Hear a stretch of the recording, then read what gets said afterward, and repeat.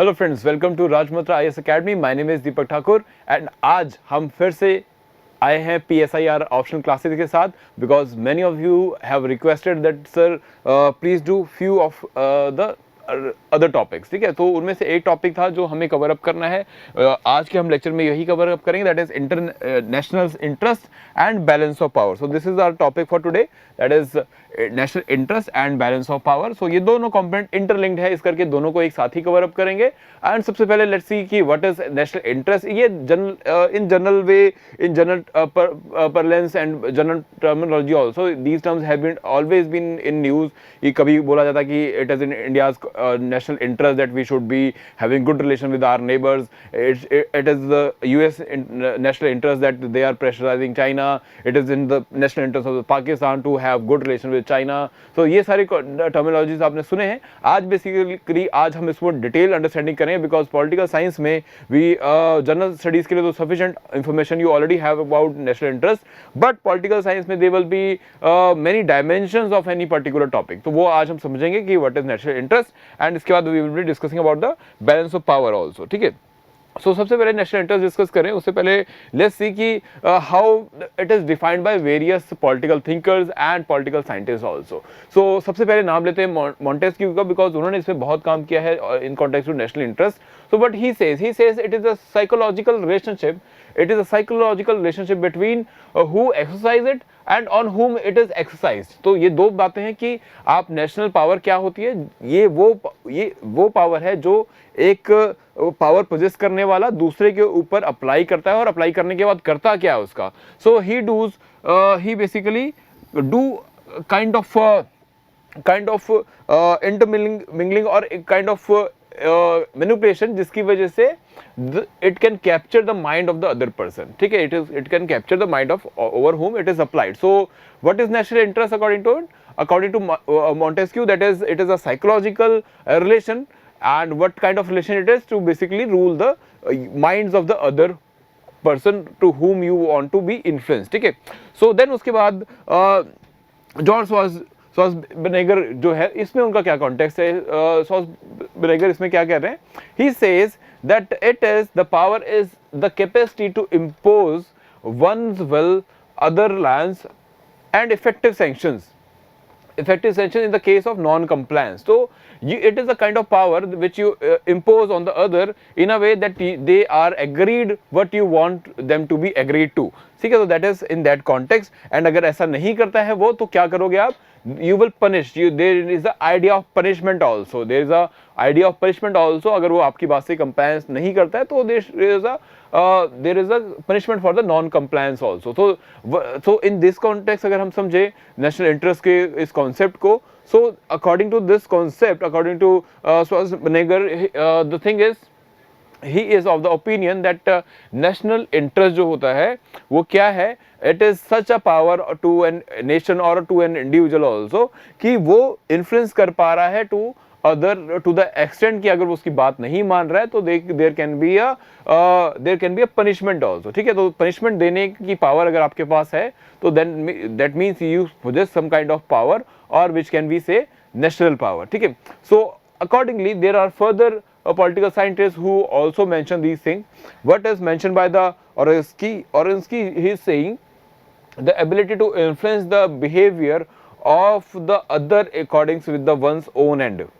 मतलब जो मैं चाहता हूं अगर उसके हिसाब से मैं दूसरे का बिहेवियर चेंज कर पा रहा हूं तो that is my power, that is my and nation के इंटरेस्ट में क्या हो, नेशनल पावर। ठीक है, तो अगर मैं दूसरे का बिहेवियर इस वे में चेंज कर पा रहा हूं कि जो मैं उससे करवाना चाहता हूं वो अगर कर रहा है तो that is national power. And इसमें चार्ल्स एक और बात ऐड करते हैं, what Charles add in this, Charles add की not only the ability of one's individual to get the things done from the other, but उसके बदले एक और भी चीज कि आप ऐसी चीजें दूसरे को करने से रोक भी सको जो आप नहीं चाहते कि वो करे।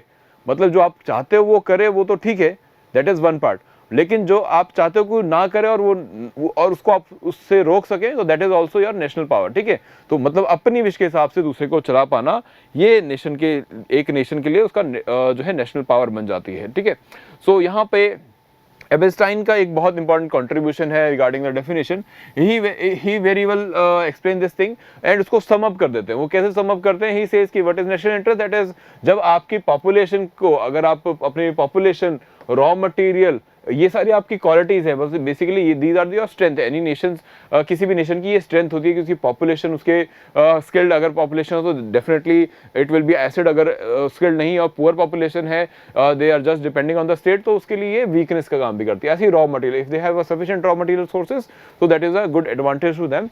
And in a similar way, effective factors और quantitative factors, there are other, ये फैक्टर्स अभी हम डिस्कस करेंगे in detail.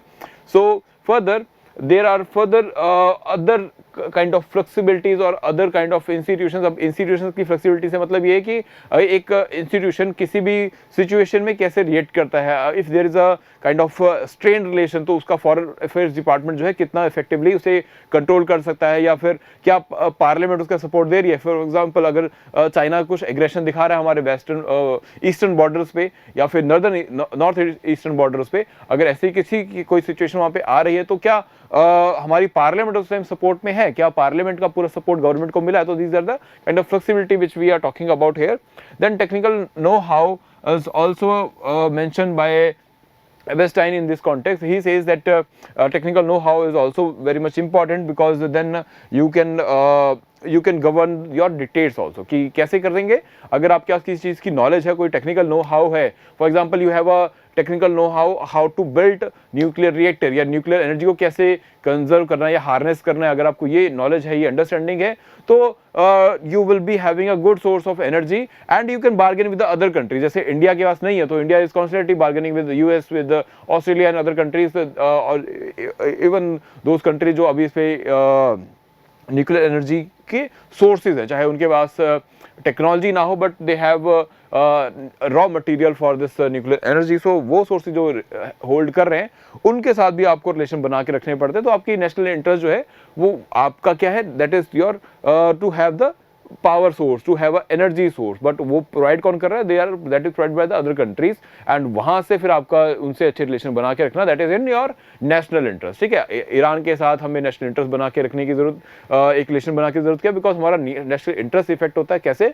Because Iran is a among the main source of crude oil to India. ठीक है, सो दैट इज देयर। ठीक है, so let's see what are the elements. अब national power के एलिमेंट्स क्या क्या होते हैं, कोई भी किसी भी कंट्री की नेशनल पावर डिटरमाइन कैसे होती है। ठीक है, सो एक हमें पता है मिलिट्री माइट, ये तो हम सभी को पता है कि नेशनल पावर मतलब किसी भी कंट्री की कितनी मिलिट्री प्रिपेयर्डनेस है। अगर इंडिया और चाइना की वॉर की सिचुएशन आती है, तो क्या इंडिया इतना प्रिपेयर है? तो हमारी पावर कैसे डिसाइड होगी? हमारी पावर इस बात पर डिसाइड होगी कि मिलिट्रीली हम कितने स्ट्रांग हैं। बट यहाँ पे कुछ और भी फैक्टर्स हैं जो कंट्रीब्यूट करते हैं इस बात पे। ठीक है, नेशनल पावर अभी तक जो आप समझ रहे थे वो सिर्फ मिलिट्री पावर थी, बट नेशनल पावर के और भी बहुत सारे एलिमेंट्स होते हैं। सबसे पहला और सबसे इंपॉर्टेंट ज्योग्राफी है। जैसे नेपोलियन बोनापार्ट ये बात बोल के गए, ही सेड कि geography decides the foreign policy of any country. So in similar way, अब देखो इंडिया के कॉन्टेक्स्ट में, अब देखो कि ज्योग्राफी हमारे फेवर में है, तो दैट वाइज हमें चाइना के साइड पे, चाइना बीइंग सच अ एग्रेसिव कंट्री, हमें बहुत ज़्यादा वहाँ से वॉर वाइज या कोई ज़्यादा थ्रेट अभी तक नहीं रहा है। Why so? Because Himalayas are for our protection, हमें प्रोटेक्ट करें फ्रॉम द ईस्टर्न बॉर्डर्स, हमें जो है हिमालयाज की प्रोटेक्शन है। बट वेस्टर्न साइड पे ऐसा कुछ नहीं है। तो इवन चाइना, पाकिस्तान जैसा स्मॉल कंट्री भी जो है इंडिया के लिए एक थ्रेट बना रहता है, चाहे वो LOC का इशू हो, चाहे वो आपका टेररिस्ट इन्फिल्ट्रेशन का इशू हो। आप हिमालय क्रॉस करके कोई टेररिस्ट नहीं इन्फिल्ट्रेट करा पाओगे, बट चाइना से, पाकिस्तान से आप करा सकते हो। सो that is how the geography works. And accordingly, now then you have Bangladesh border, then you have Nepal Bhutan border, and then you have eastern north east के जो स्टेट्स हैं, वहाँ पे जो border, that is porous state boundaries. तो वहाँ पर आप देखोगे कि जो भी इन्फिल्ट्रेशन की एक्टिविटीज़ वहाँ पर भी है, इंसर्जेंसी का इशू वहाँ पर भी है, बिकॉज वहाँ से आपके बॉर्डर्स में एंटर करना या आपकी टेरिटरी में एंटर करना ईजी है। तो वहाँ पर आपकी नेशनल पावर जो है वो इफेक्ट होती है। अब America never had this kind of threat.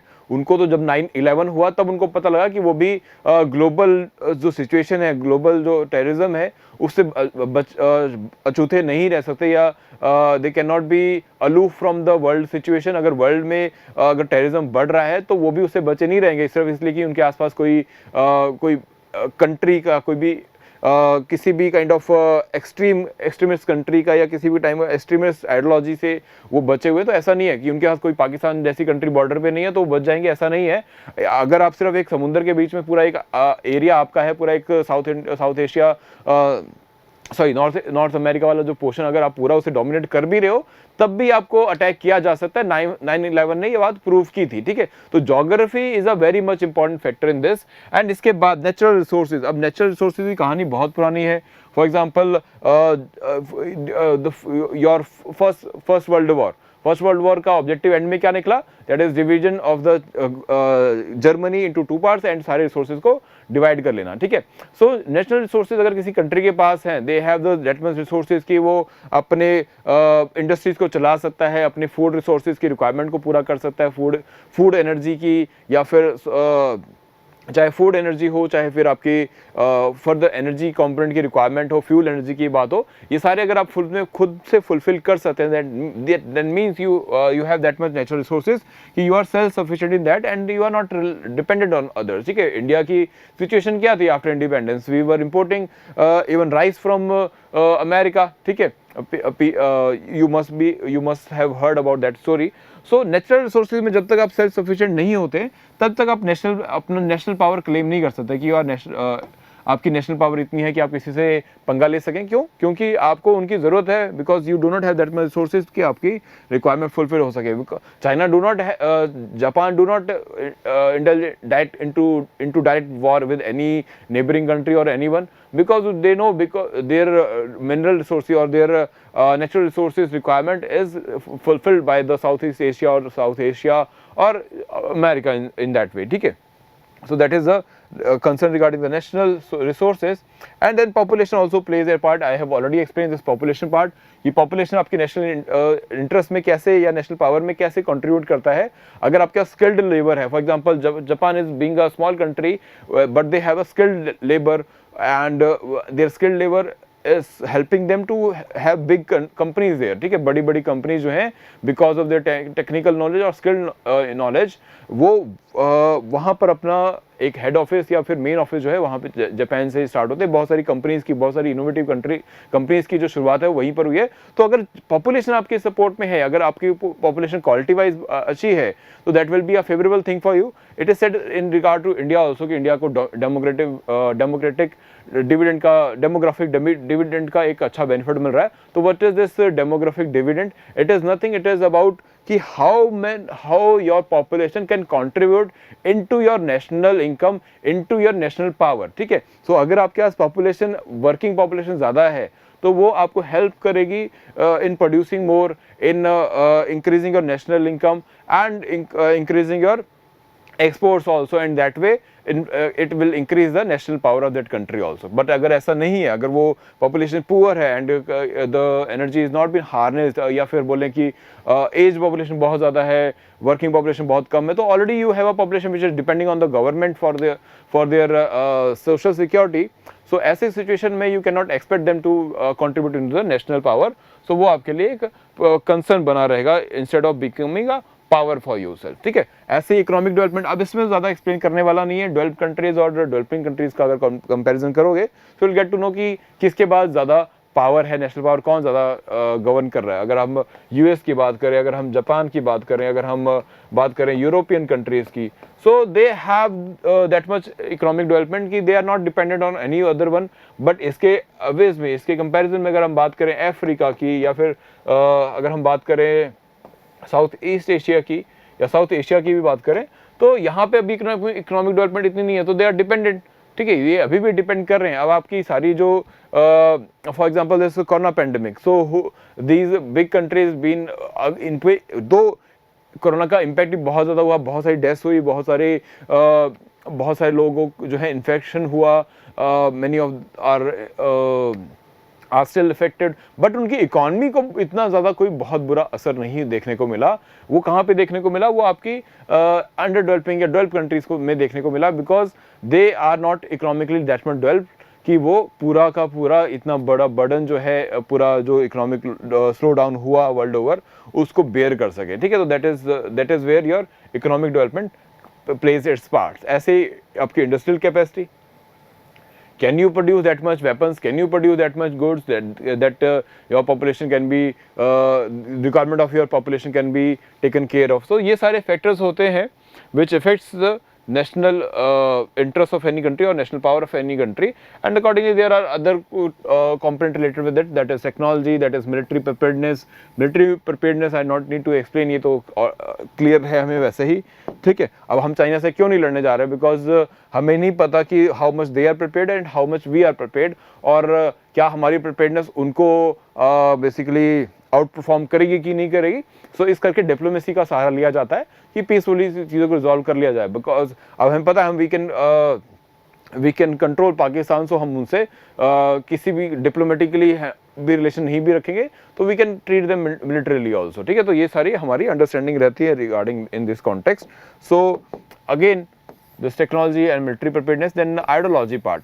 Ideology was mainly playing its part when before 1990s, if I say, ठीक है. उसके बाद आपकी when you have two kind of ideologies flourishing in the world, that is capitalism and socialism. Socialism was followed by USSR bloc, and capitalism was basically regarded good by American block, ठीक है. So वो सारे ideology का game पहले था, अब इतना नहीं रहा, because then you have the threat from the Nazism, fascism and all, ठीक है. बट अभी वो थ्रेट नहीं है, but now you have the threat from the extremism, ठीक है, रिलीजियस रेडिकलिज्म, ये सारे थ्रेट्स आपके पास हैं. एंड अगेन यही अब पॉलिटिकल सिनेरियो को भी या फिर ग्लोबल पॉलिटिक्स को भी इफेक्ट करते हैं, ठीक है. ईरान के साथ रिलेशन कैसे होंगे, that depends upon the kind of religious sentiment there. या फिर हम बात करें अफगानिस्तान की, तो दैट वहाँ पे आपकी तालिबान का concern you have which is now again influence by religion and all, ठीक है. सो वो सारे कंसर्न्स आपके always will be there. Now leadership का तो बहुत अच्छा एग्जांपल आप प्रेजेंट गवर्नमेंट में ही देख रहे हो, Modi government. So Modi government is very much, and specifically our Prime Minister Narendra Modi has been known for his proactive approach in giving the leadership for the international relations also, and he is very much prompt in his attitude. वो बहुत ही prompt वो माने जाते हैं अपने prompt actions के लिए. But the thing is कि there is some kind of drawbacks of this policy also, कि अगर आप बहुत ज़्यादा promptness दिखाते हो, proactiveness दिखाते हो, तो your neighbors, especially your neighbors or smaller powers, will regard you as some kind of big boss. जैसे नेपाल अब आपको आंखें दिखाना शुरू कर चुका है, भूटान से भी आप बहुत ज़्यादा उनसे अपनी कॉर्डियल रिलेशन नहीं बना पा रहे, एंड बांग्लादेश ऑल्सो. एंड जब आप ऐसा करते हैं तो आप रास्ता खोल देते हैं for other countries that they can fill in that vacuum जो आपने क्रिएट किया है स्ट्रेन रिलेशन की वजह से. तो आप देख रहे हो कि चाइना में अब नेपाल में जो है चाइना का इंटरफेरेंस काफ़ी ज़्यादा हो गया. एंड ऐसे ही आपका Sri Lanka which was earlier seen as a very much reliable friend of India, but now it is seen that it is now inclining towards the China. So ऐसा क्यों हो रहा है? Because the leadership is playing its part.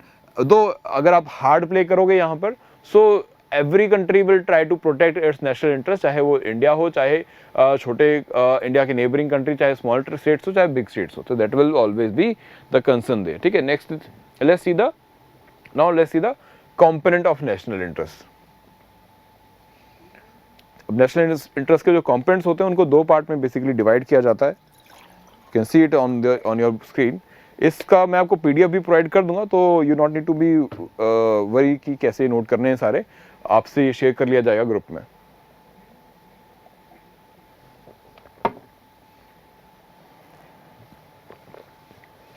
So let's see what are the components of national interest. इसमें सबसे पहले जो दो पोर्शंस में, दो पार्ट्स में इसे डिवाइड करते हैं. One is vital component and other is non vital component. And ये बेसिकली ये वाइटल और नॉन वाइटल की जो कैटेगराइजेशन है ये किसने दी है? हमें मोंटेस्क्यू ने दी है. So Montesquieu says that in for every country the national interest is divided into two part, that is vital and non vital. Vital में वो क्या कहते हैं, सबसे प्रायोरिटी वाली बातें, सबसे इंपॉर्टेंट चीज़ जो किसी भी कंट्री के लिए रहती है वो हमारी वाइटल इंटरेस्ट में. क्या? Cultural identity, because every individual connect itself with some kind of culture identity. अब इंडिया को अगर फॉर एग्जांपल हमारी क्या आइडेंटिटी है, ठीक है, हमारी कल्चर आइडेंटिटी क्या है, that we have a diaspora world over, तो हमें कैसे डिफ्रेंशिएट किया जाता है, that we are South Asian state, and हमारी आइडेंटिटी क्या है, that we have a history of thousands of years, ठीक है। सो वो सारी चीज़ें आपके कल्चर हेरिटेज जो है दैट डिफाइंस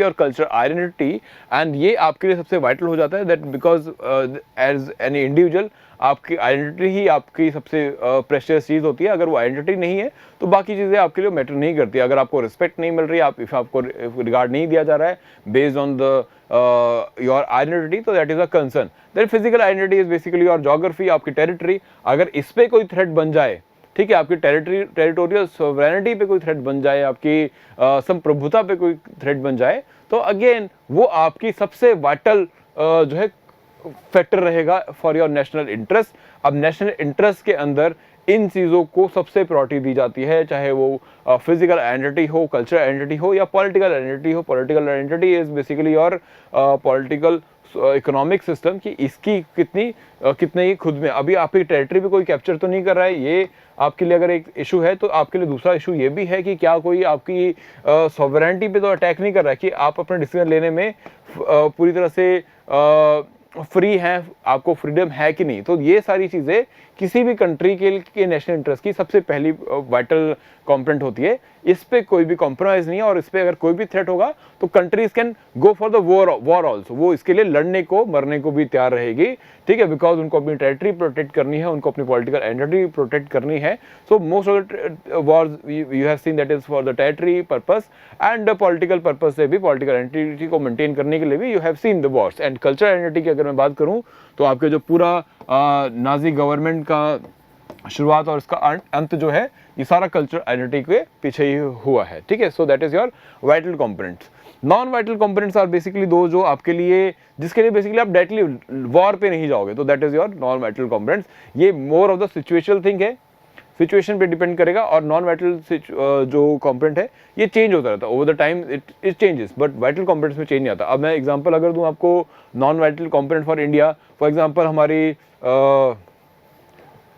इसमें अगर मैं कंसिडर करूं तो I can consider energy requirement, ठीक है। एनर्जी रिक्वायरमेंट फ्रॉम ईरान लिख देता हूं, ठीक है। अब ईरान कैसे, अब ईरान के साथ आपका एनर्जी रिलेशन कैसा है, जब आपको लगता है कि आप हमेशा ईरान को एक ऑप्शन रखना चाहते हो ओपन, बिकॉज अगर चाइना के साथ अलाइन करने वाले कंट्रीज जैसे साउथ ईस्ट या सऊदी अरेबिया एंड और कंट्रीज जो हैं, वो जो अमेरिका के साथ अलाइन करने वाले कंट्री जो अमेरिका के साथ अलाइन करने वाले कंट्री हैं, अगर कभी वो इंडिया के फेवर में नहीं आते, तो you have a option that is Iran, because it is not ये अलग ग्रुप में आता है, ये उन कंट्रीज में आता है जो अमेरिका के साथ अलाइन नहीं करते हैं, ठीक है। तो अगर अमेरिका किसी भी तरह का डिक्टेट इंडिया के ऊपर चलाना चाहे, इंडिया की एनर्जी सोर्स को ब्लॉक करना चाहे, तो वो किन को इन्फ्लुएंस कर सकता है, वो उन को इन्फ्लुएंस कर सकता है जो उसकी बात मानते आ रहे हैं, जहां पे उसका नेशनल पावर जो है काम करती है। किसके ऊपर काम करती है, सऊदी अरेबिया या ऐसी और कंट्रीज के ऊपर काम करती है, but it do not work on the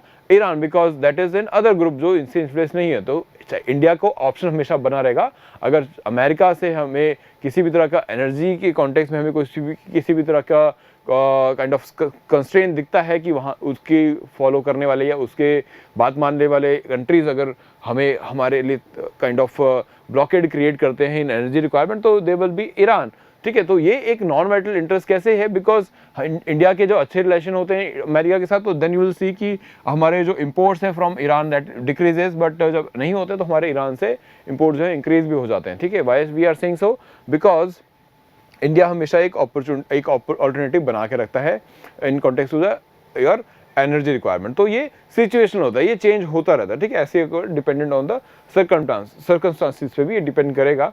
end further इसमें और भी फैक्टर्स आ जाते हैं, for example your environmental factors किसी भी कंट्री के लिए वाइटल कंपोनेंट नहीं है। यू हैव सीन ट्रम्प, जब when Trump was in power, तो पेरिस पीस एग्रीमेंट से वो बाहर हो गए, ठीक है। ऐसे ही आपका जो इन्वायरमेंट एग्रीमेंट से उससे बाहर हो गए, ठीक है। बट अब जब यू हैव नाउ जो बाइडेंस गवर्नमेंट, सो फिर से आप इनके लिए प्रोएक्टिव हो गए, and now you want these environmental agreements to be rescinded and implemented, ठीक है। तो ये आपके लिए वाइटल कंपोनेंट नहीं है, तो they keep changing depending upon the political situation, public opinion and party politics also, ठीक है। सो इन सभी चीज़ों पे ये डिपेंड करता है। I hope this much is clear with you. So let's move to next part. Now अब यहाँ पर we will classify national interest को वेरियस पार्ट्स में क्लासीफाई करके देखते हैं। अगर नेशनल इंटरेस्ट पे क्वेश्चन आता है तो this classification will be very much required. Who has given this classification? This classification has been given by Thomas W Robinson. So Thomas W Robinson जो है वो क्या कह रहे हैं regarding this classification? He classifies this whole into various components based on primary interest, secondary and permanent interest and vital interest. इसमें आपको कई बार वेरिएबल इंटरेस्ट, तो कई चीज़ें आपको जो है अभी जो अभी हमने वाइटल और नॉन वाइटल डिस्कस किया उसके सिमिलर वे में होंगे। For example primary interest. Primary interest किसी भी कंट्री के लिए क्या होगा अभी तक जैसे हमने डिस्कस किया, so that must be clear with you. That is your territory, culture, political and physical identity. तो ये सबसे पहली प्रायोरिटी आपकी रहेगी। Then secondary interest. Secondary interest में आपका क्या मेन ऑब्जेक्टिव है? That is to protect the citizen staying abroad. अब आपके सिटीजन जो आपकी कंट्री में नहीं है, they are your interest, but वो सेकेंडरी है बिकॉज मे बी आप you are giving priority to the other things first. जो सिटीजन बाहर फंसे दैट कैन कम सेकेंड, ठीक है। तो वो आपके जिसको आप और भी सिचुएशन डिप्लोमेटिकली भी आप रिजॉल्व कर सकें, तो that becomes your secondary concern. Permanent interest में क्या रहेगा? That is your interest which always lie. For example for China, जो मलाक्का स्टेट है जहाँ से उनका एनर्जी के सारे कॉन्वाइज बोले, एनर्जी जो क्रूड ऑयल की सारी जो शिपमेंट है वो उनकी कहाँ से होती है? उनका एक कम्युनिकेशन चैनल जो है वो मलाक्का स्टेट से जाता है। तो मलाक्का स्टेट को में उन्हें अपनी प्रेजेंस बना के रखना या इंडियन ओशन में अपनी प्रेजेंस बना के रखना, ये उनका परमानेंट इंटरेस्ट है because that is their source of communication also, source of transportation, their channel of transportation also. तो उसको सेफ रखना that is very much important for them. तो दैट्स वाई उनका नेशनल इंटरेस्ट क्या कहता है कि they should always be present in the Indian ocean, ठीक है। That is their concern there, ठीक है, क्लियर है। Now variable interest. Variable interest में क्या है? That depends upon circumstances. ये एक्सप्लेन कर दिया तो I not need to explain this again. जब जनरल इंटरेस्ट में आपके बाकी सारी चीज़ें आ जाती है जैसे peace agreement, environment agreement, food security and all, ठीक है। तो ये सारी आपकी जनरल इंटरेस्ट में आ जाती है। स्पेसिफिक इंटरेस्ट में you may be having some specific concerns. For example India में be having concern that we should be having source of uranium और technological know how for particular things, ठीक है। तो वो हमारी स्पेसिफिक कंसर्न्स हो सकते हैं या स्पेसिफिक इंटरेस्ट हो सकते हैं। Cross border terrorism is a specific interest of India. Terrorism is a very much specific constraint, specific interest of India, but अभी सभी के लिए, अभी बाकियों के लिए भी है। तो in a similar way it applies to other also, ठीक है। अब इसे सिक्योर कैसे किया जाता है? कैसे नेशनल इंटरेस्ट को जो है सिक्योर किया जाता है बाय एनी कंट्री? कैसे काम किया जाता है? Let's see. सो इसके लिए सबसे पहला जो टूल यूज किया जाता है दैट इज योर डिप्लोमेसी। ये फर्स्ट मेथड है to secure national interest and that's why you now have large number of diplomats appointed and basically posted in various countries। जहाँ पे हम पहले नहीं करते थे वहाँ भी अब हमने अपने फॉरेन ऑफिशियल्स को जो है, फॉरेन डिप्लोमेट्स को जो है वो अपॉइंट करना शुरू किया है। क्यों? बिकॉज आपको यू नो कि कभी भी आपको इनकी ज़रूरत पड़ सकती है for securing the national interest. अब इन लोगों का काम क्या होता है? To basically negotiate with the countries, bargain with them with various complaints, ठीक है। एंड ऐसे ही they will be doing some kind of coordination so that this can be basically materialized जो नेशनल इंटरेस्ट है। अब फॉर एग्जांपल इंडिया ने जब 370 हटाया तो इंटरनेशनली ऐसी सिचुएशन बने कि कोई नेगेटिव ओपिनियन इससे पहले बने। इंडिया ने अपने सारे डिप्लोमेट्स को ये इंस्ट्रक्शन दे दिए that they should be on their foot and they should be explaining why India has removed this article 370, what the situation will be after this 370, India के लिए कितना ज़रूरी था ये, एंड जो हमारे कश्मीरी सिटीजन हैं उन पे क्या इम्पैक्ट इसका आएगा। तो ये इससे पहले कोई नेगेटिव प्रोपेगेंडा चले, पाकिस्तान या चाइना कोई नेगेटिव प्रोपेगेंडा चलाए और इंडिया की एक नेगेटिव ओपिनियन बने या नेगेटिव इमेज बने इन द इंटरनेशनल कम्युनिटी, उससे पहले डिप्लोमेट्स को एक्टिव कर दिया गया कि आप जाके इसे पहले से ही इसे कंट्रोल करो and take the people, take the international community in confidence so that ऐसी कोई नेगेटिव ओपिनियन ना क्रिएट हो सके, ठीक है. That is how the diplomacy works and this is how your national interest is secured in that way, ठीक है. अब propaganda, this propaganda thing I guess इसको अगर एक्सप्लेन करें, so let me take the definition of Frankel. Frankel says the systematic attempt to affect the mind, emotion and action of the given group for a specific public purpose. अब इसका बड़ा अच्छा example अभी आपके farmers protest है. Farmer protest, so what the government has saying कि जो international level पे लोग कमेंट कर रहे हैं या फिर कंट्रीज ने भी कुछ कमेंट किया है तो फार्मर प्रोटेस्ट के रिगार्डिंग कि इंडिया में फार्मर प्रोटेस्ट हो रहा है and nobody is listening and nobody is doing anything. So उस कॉन्टेक्स्ट में Indian government came forward and specifically the foreign department या foreign ministry came forward, external affairs ministry जो है सामने आई एंड उसने क्या बोला कि this is a propaganda against India. India की जो इमेज है उसको मलाइन करने का एक कोशिश है एंड कि इससे फायदा किसको मिलेगा, some specific group will get the benefit. और ये किया कैसे जा रहा है, चाहे इन्वायरमेंटल इश्यूज हो, ठीक है, जब आप करते हो तब ठीक है, लेकिन जब इंडिया करता है तो इन्वायरमेंटल इश्यूज की बेसिकली डिसरिस्पेक्ट होती है. तो हाउ दिस इज, ठीक है, हाउ हिपोक्रेटिक दिस इज, ठीक है. तो ये इन्वायरमेंटल सिचुएशन हो, अगर किसी कंट्री में न्यूक्लियर पावर प्लांट लग रहा है, फॉर एग्जांपल इंडिया में कुडनकुलन में जब न्यूक्लियर पावर प्लांट लगना तो देयर वाज बिग हो हल्ला अगेंस्ट दिस कि आप this is a kind of threat, environmental impact इसका चेक नहीं किया गया, नहीं देखा गया. तो that is all, that may be a factor, but international level पे ऐसी सिचुएशन को प्रोपेगेंडा के वे में प्रेजेंट किया जाता है सो दैट एक कंट्री की नेगेटिव इमेज बनाई जा सके, किसी भी गवर्नमेंट की किसी और कंट्री गवर्नमेंट के अगेंस्ट एक नेगेटिव इमेज बनाई जा सके so that that can be influence. एक तो ये नेगेटिव इमेज बनाने वाला काम होता है, दूसरा प्रोपेगेंडा दूसरे में भी चलता है. जैसे फॉर एग्जांपल अगर चाइना को अपनी इन्फ्लुएंस या अपनी पावर दिखानी है तो they show their military preparedness and all, तो उसमें वो एक प्रोपेगेंडा चलाते हैं that how prepared they are. So this propaganda works in both the ways. And economic means तो this is very much clear, जिसके पास जितना पैसा, जिसकी लाठी उसकी भैंस. तो लाठी यहाँ पे क्या है, that is economic might, and जिसके पास इकोनॉमिक माइट होगा उसी के पास सारी पावर कंसंट्रेट करेगी. सो that is regarding national interest. तो उनको अपनी पावर जो है सिक्योर करने में ईजी रहता है, ठीक है. सो अलायंसेज एंड ट्रीटीज, अब नेशनल इंटरेस्ट सिक्योर करने का एक और तरीका क्या है, दैट इज अलायंस बना लो या ट्रीटी साइन कर लो. अलायंस कैसा, जैसे अभी आप सबसे रिसेंट एग्जांपल दूं तो क्वाड का एग्जांपल. अब चाइना से जापान को भी थ्रेट है, अफगानिस्तान सॉरी ऑस्ट्रेलिया को भी थ्रेट है and India is also been threatened because of their presence in Indian ocean.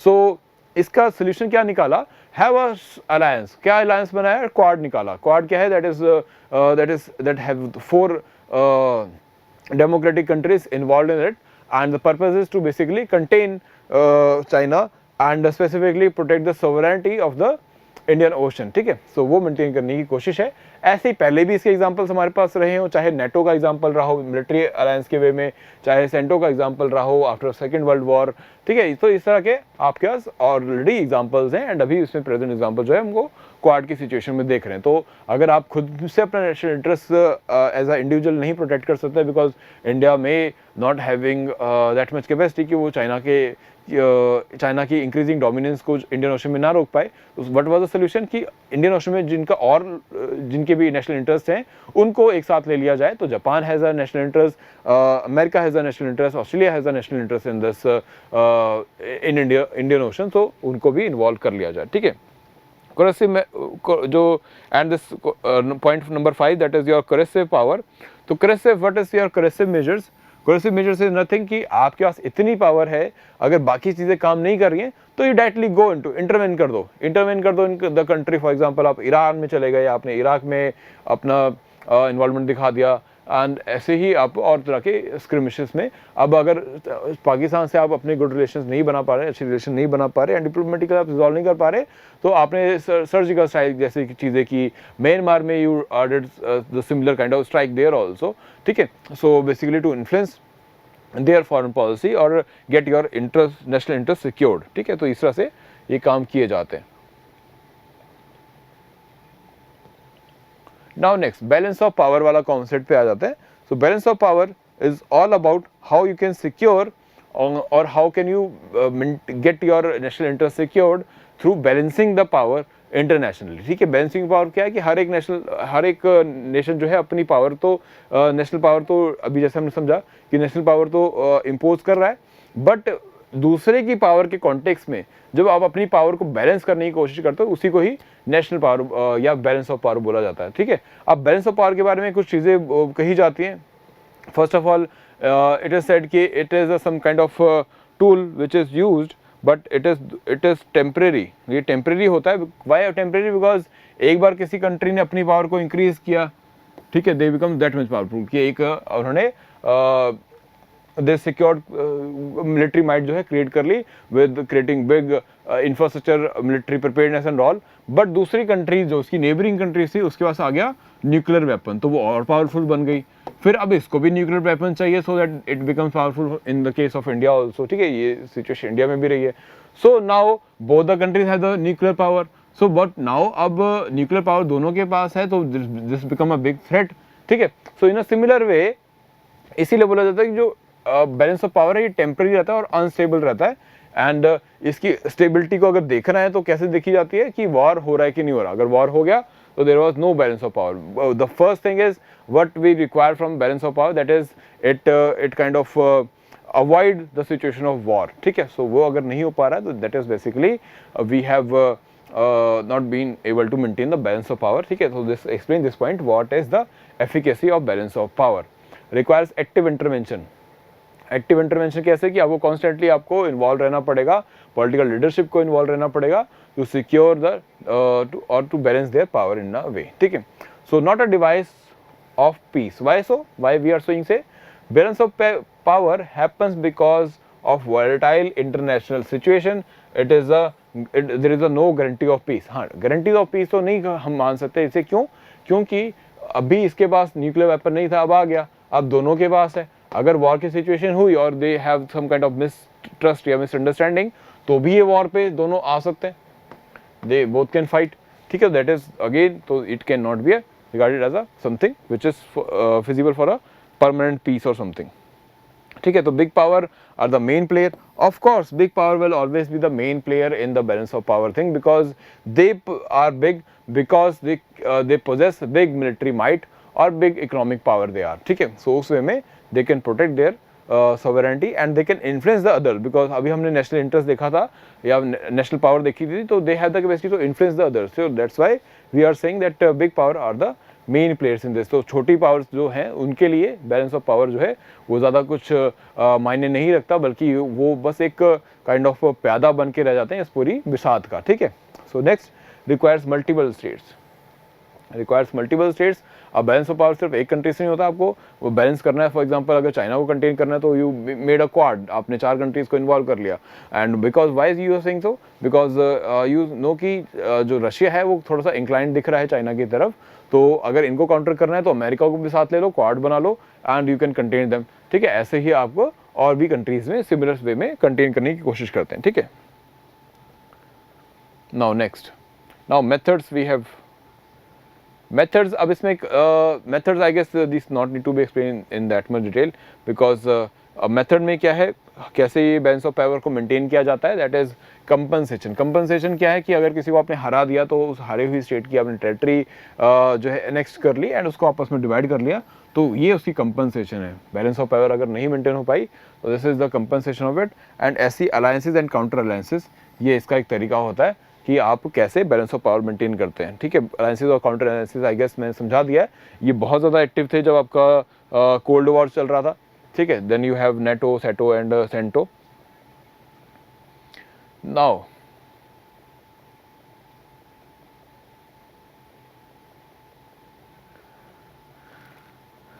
in a similar way you have further tools, for example intervention and non intervention.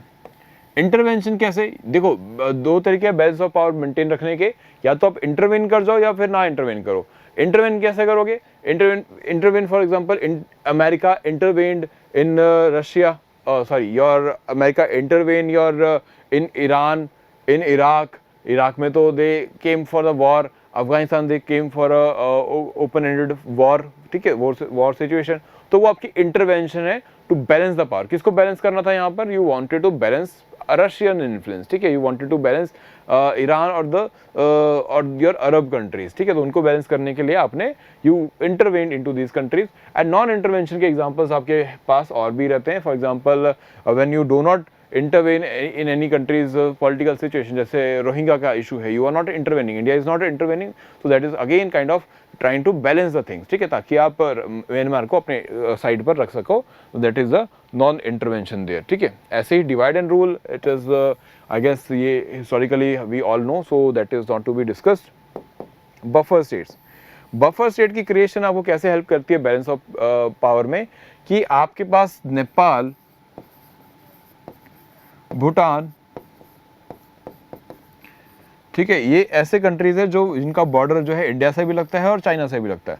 So how they are helping India, because अगर पहले कोई aggression अगर China को करना होगा तो पहले इस तरफ से वो इनका एग्रेशन होगा, तो you will get to know कि China is become aggressive and it is the threat to India now, so India need to do something. तो ये काइंड ऑफ बफर स्टेट्स आपके लिए हैं कि यहाँ पर पहले ये ऑब्जर्व करेंगे उस इम्पैक्ट को, then it will be seen by India. अभी नेपाल के साथ भी बॉर्डर डिस्प्यूट है, चाइना के साथ चाइना का भूटान के साथ भी चाइना बॉर्डर डिस्प्यूट है, तो they are also having the conflict, but they are not very much pushing this, but India के साथ they are pushing the limits. India की जो पेशेंस है उसको टेस्ट किया जा रहा है by China, which you have seen in the recent incidents last year 2020 में।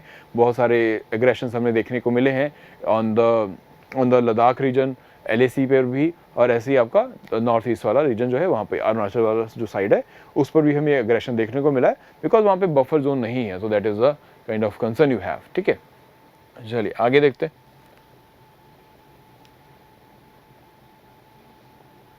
ठीक है, now armament and disarmament, this also influence the balance of power concept, because when you have arms then you become more oriented to acquire more, because आपके पास arms हैं तो दूसरे के पास भी हैं, तो ये रेस फॉर आर्मामेंट ये जो चलती रहेगी, इसी को देखते हुए डिसआर्मामेंट का पूरा प्रोसेस शुरू होता है। बट अगेन यहाँ पर भी बहुत ज़्यादा सक्सेस नहीं मिली है। यू कैन सी कि बहुत सारे कंट्रीज़ ने उसके बाद भी न्यूक्लियर वेपन एक्वायर किए हैं, एंड उसके बाद भी वॉर्स रुकी नहीं है, एंड उसके बाद भी the struggle for acquiring more power is already going on, ठीक है। So there are example, for example CTBT, comprehensive ट्रेसमेंट ट्रीटी, एंड ऐसी prohibition of nuclear weapon and all, ठीक है।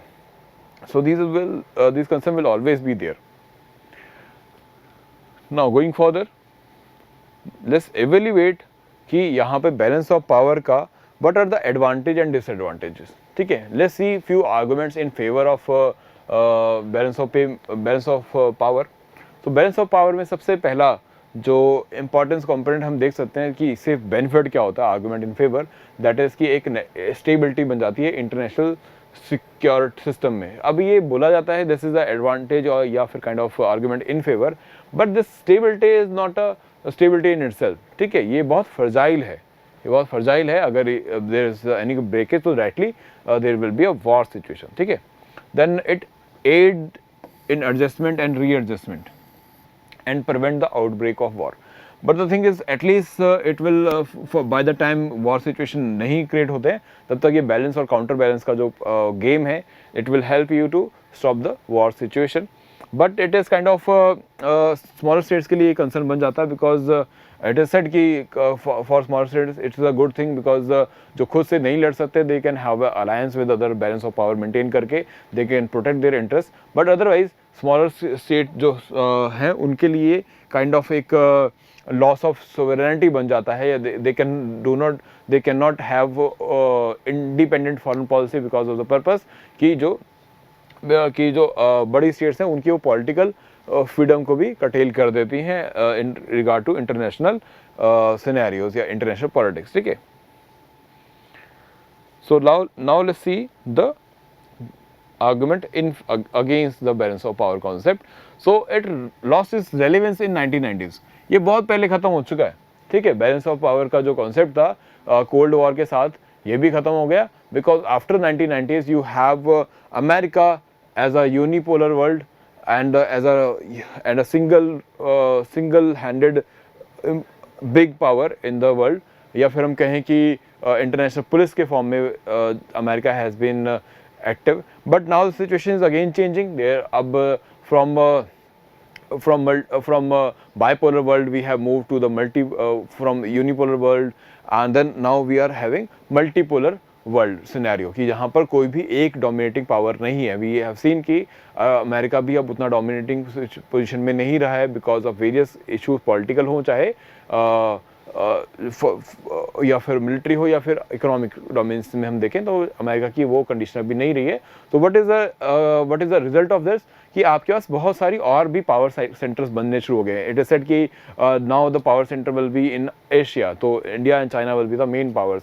ऐसे आपके European powers they are also been seeing separately from the America, and ऐसे ही आपका पूरा का पूरा जो सेंट्रल एशिया वो भी एक अलग पावर सेंटर बना हुआ है. ठीक है.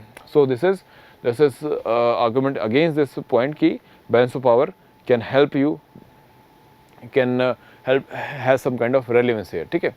So it is said balance of power is not an adequate and efficient in maintaining the order in the international society. ठीक है. इंटरनेशनल सोसाइटी में बोला जा रहा है कि it cannot make basically effectiveness in that way. ठीक है. अब जैसे मैंने ऑलरेडी इसका काउंटर आर्गूमेंट आपको दे दिया था कि it is a fragile setting, ये यहाँ पे हमेशा फेयर और इनसिक्योरिटी बनी रहेगी, and because of this fear and insecurity nation will always be in race to acquire more weapon and more armament and all. ठीक है.